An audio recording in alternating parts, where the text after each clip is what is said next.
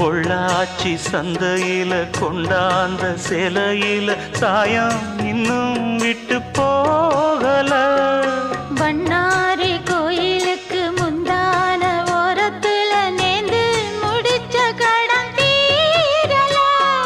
மானே மானே ஒன்னத்தானே எண்ணி நானும் நாடும் தவித்தே.